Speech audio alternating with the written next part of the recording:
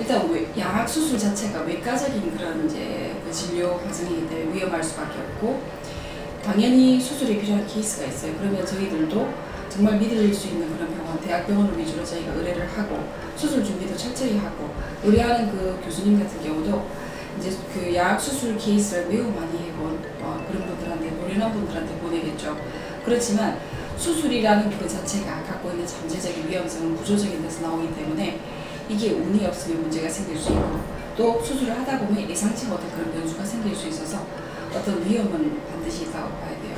그래서 일단 전신 마취를 하고, 그리고 잇몸이나 그런 부분을 충분히 열어서 뼈를 통째로 잘라서 절개를 절단을 해서 움직이는 부분이기 때문에 그런 잠재적인 위험의 가능성은 존재한다.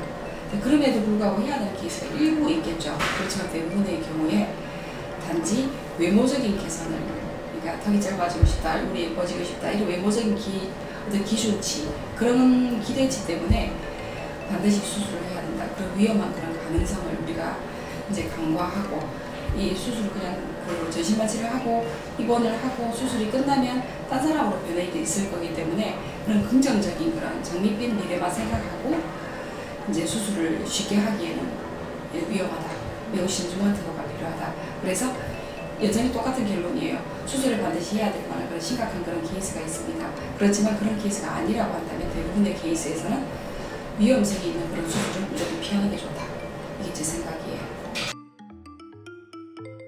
그래서 이제 안면 비대칭이 그 주걱턱이 같이 복합적으로 작용하는 경우에는 수술이 이제 진행이 될 때 주걱턱인 부분을 해결을 해야 되고, 비대칭이 있는 부분을 또 원래대로 밸런스를 잡아줘야 돼요. 근데 이 비대칭이 양 자체가 크면 오히려 아래턱이 충분히 회전을 하고 후방으로 견인이 되면서 그 중심선도 충분히 좋아질 수가 있겠지만, 미세하게 어떤 그런 비대칭이 있다. 내지는 좌우가 어떤 한 포인트가 아니고 전체적인 그런 어떤 비대칭이 존재한다. 턱관절의 길이가 절대적으로 차이가 있다. 이렇게 했을 때는 완벽하게 수술을 통해서 완벽하게 대칭을 맞추기는 그건 어려울 수밖에 없습니다. 그리고 우리가 흔히 보는 사람들이 느끼는 비대칭의 정도가 어떤 부분을 심각하게 생각하냐면, 이게 심각하면 심각할수록 비대칭에 눈이 안 가요. 그냥 돌출에만 눈이 가요. 그런데 나는 비대칭이 너무 심해, 비대칭을 고치고 싶어, 내 얼굴에 비대칭이 싫어라고 생각하는 대부분의 경우는 저희가 임상적으로나 그리고 이제 어떤 그 수술을 진단을 하기 위한 그런 진단 분석을 했을 때 보면은 결코 심하지 않은 그런 수치, 정중선 자체가 약간은 오프되어 있지만 그걸 수술을 통해서 해결하기에는 매우 미세하기 때문에 단지 양악 수술해서 회전을 시켜서 맞추는 거 거의 힘들다.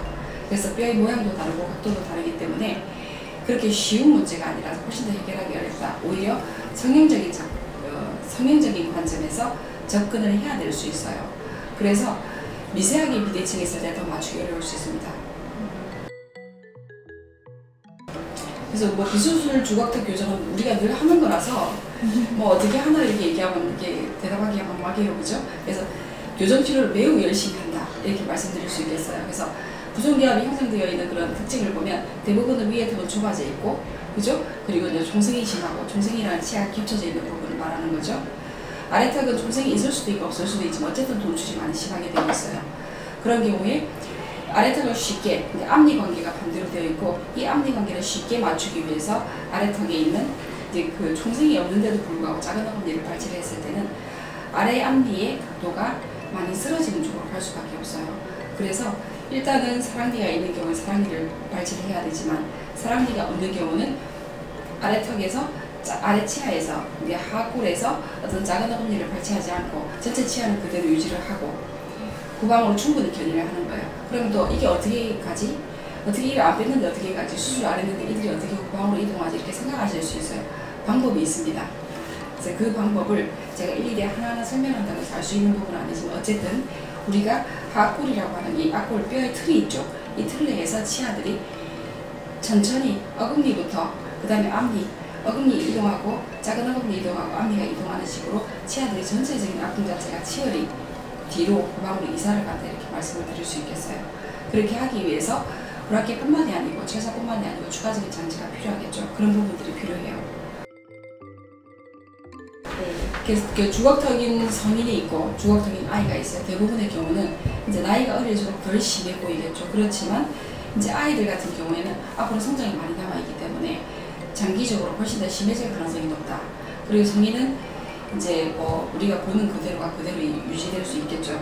두 개의 차이점은 성인은 성장이 이미 끝났고 아이들은 성장량이 많이 남아있다는 겁니다. 그러면 성장이 남아있는 아이들 같은 경우에, 심지어는 청소년 같은 경우는 우리가 총을 쏠 때 내지는 우리 뭐 다트 같은 걸 던질 때 이게 관역이 그대로 고정되어 있으면은 맞추기가 쉽죠. 그럼 관역이 계속 움직이면 어떻게 되겠어요? 고난이도의 어떤 그런 기술이 있어야지 관역을 정확하게 맞출 수 있겠죠. 그래서 움직이는 관역이 청소년기, 그리고 성장이 남아있는 아이들, 그리고 고정되어 있는 관역이 성인이라고 생각하면 돼요.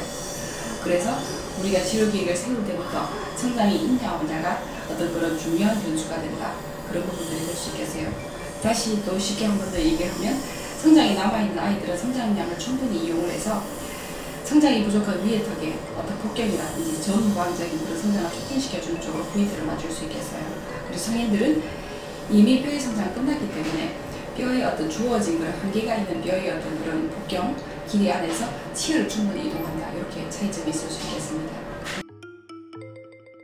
미수술 주걱턱 교정, 뭐 미수술 돌출입 교정도 저희가 얘기를 하고 있습니다. 그래서 우리는 미수술로 수술을 하지 않고 심한 주걱턱 교합을 어떤 정상 교합에 가깝게끔 치료를 하고 있습니다라고 표방을 한다고 해서 모든 치과, 모든 병원이 똑같은 치료를 하고 있다고 생각하면 그건 오해라고 볼 수 있겠습니다. 그래서 우리가 비수술 주걱턱 치과를 선택할 때 이제 면밀하게 봐야 될 체크리스트가 있을 수 있겠죠. 첫 번째로는 홈피든 뭐 블로그든 어디든 그 치과에서 제공하는 어떤 그런 치료 케이스가 많은지, 충분히 많은지를 봐야 되겠습니다. 그래서 비포 앤 애프터를 비교해 놓은 그 케이스가 충분히 있고, 그 케이스 자체를 우리가 봤을 때 눈에 띄게 확실히 치료가 됐다는 그런 느낌이 있어야 되겠죠. 그러니까 누가 봐도 어떤 게 비포인지 어떤 게 애프터인지를 구분할 수 없는 그런 케이스를 성공적인 치료 사례라고 말할 수는 없겠죠. 그래서 그런 부분을 면밀하게 꼼꼼하게 살펴봐야 되겠고, 그리고 두 번째로는 이제 치아 자체가, 치아의 각도가 발치를 안 하는 쪽으로 저희가 하는 것이 맞다고 얘기를 했는데, 뭐 심한 종생이 있을 때 발치를 할 수 있어요.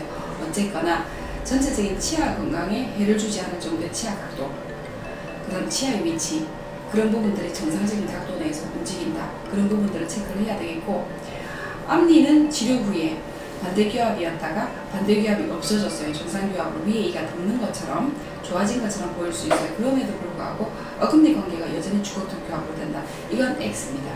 그래서 어금니가 충분히 정상교합으로 회복이 되고, 그리고 그래야지 앞니가 교합이 어떤 정상교합으로 회복된 것 자체가 장기적으로 유지가 될 수 있다. 기능적으로 건강하게 유지가 될 수 있다. 그렇게 말씀드릴 수 있겠어요. 그리고 이제 그런 걸 위해서 어금니 쪽에, 예를 들어서 아래쪽에 작은 어금니를 발치를 하게 되고 위에 작은 어금니를 발치를 하기도 하고 하지 않기도 하고 그렇게 하게 되는데, 예를 들어서 위에 작은 어금니는 위에가 그 주걱턱인 경우는 공간이 부족한 경우가 많죠. 종생이 있는 경우가 많죠. 그죠? 그러면은 위에 작은 어금니를 발치를 하게 되면 어떻게 돼요? 아래 위로 짝이 맞아져요. 그럼 위에도 빼고 아래쪽에도 빼야 되는 그런 상태, 심각한 종생이 있다. 그러면 위에 발치, 밑에 발치를 하면 전체적인 교합을 또 짝이 맞추길 수 있어요. 그런데 아래쪽에 심하게 돌출되어 있고 위쪽은 지금 돌출이나 종생이 문제가 없다. 그렇게 됐을 때 단지 아랫니를 뒤로 집어넣기 위해서, 반대교합을 해소하기 위해서 아래쪽에만 작은 어금니를 발치를 하게 되면 치아에 짝이 맞지 않기 때문에 교합 자체가 역시 장기적으로 안정적으로 유지될 수가 없다. 그래서 발치를 하지 않는 어떤 치료 방법을 이제 진행하고 있는지를 봐야 되겠습니다. 그리고 교정치료라는 것, 특히나 주걱턱 교정치료는 치료기간이 오래 갈 수밖에 없어요. 청소년기에 교정치료를 해도 더 오래 갈 것이고 성장이 끝날 때까지 어떤 경과를 봐야 됩니다. 그리고 성인이 교정치료를 해서 주걱턱 교합이 정상교합에 가깝게끔 어떤 교정치료가 됐다 하더라도 장기적인 안전성이 매우 중요하기 때문에 정기적으로 체크를 하고, 그리고 뭔가 문제가, 사소한 문제겠지만 문제가 생겼을 때 그때그때 적절한 조치를 취해서 문제가 더 심각하게 치열 자체가 흐트러지지 않도록 미리미리 이제 조치를 잘 취해주는 치과가 맞는지 그 부분을 꼭 확인을 해봐야 되겠습니다.